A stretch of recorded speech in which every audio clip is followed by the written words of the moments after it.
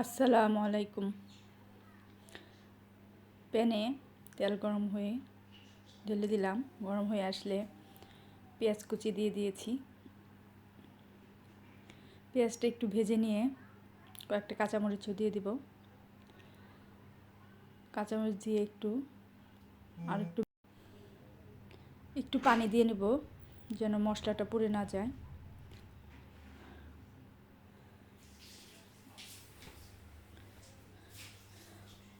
হলুদের গুঁড়া হাফ চামচ, ধনিয়া গুঁড়া হাফ চামচ, মরিচের গুঁড়া 1 চামচ, লবণ স্বাদ মতো দিয়ে মশলাটা ভালো করে ভেজে কষিয়ে নিব।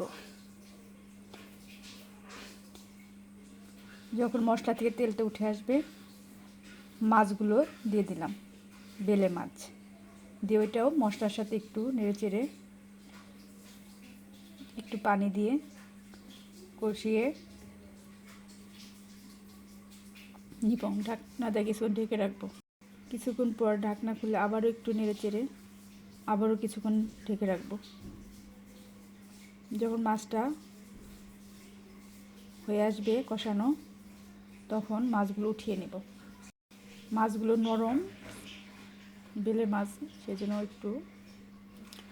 মাছগুলো উঠানোর পরে কেটে রাখা দেশি মূলা চিকন করে কেটে রেখেছি ধুয়ে, এগুলো দিয়ে ভালো করে কষিয়ে নিব। সাথে একটা টমেটো দিয়ে দিয়েছি, দিয়ে আবারও কিছুক্ষণ ঢেকে রাখবো। এভাবে নেড়ে চেড়ে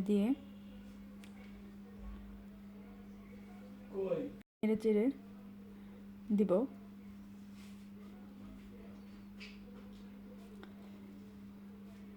কষানো হয়ে গেলে কষানো বেলে মাছগুলো উপর দিয়ে দিলাম, দিয়ে একটু নেড়ে চেড়ে পরিমাণ মতো পানি দিয়ে দিব।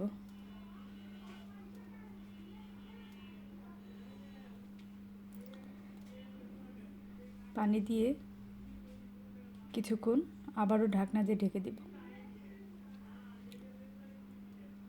কিছুক্ষণ পরে ঢাকনাটা খুলে জিরের গুঁড়ো দিয়ে একটু নেড়ে চেড়ে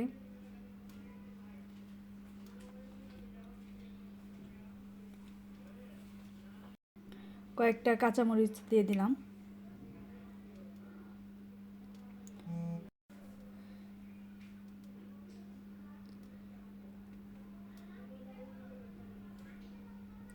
ধনিয়া পাতা কুচি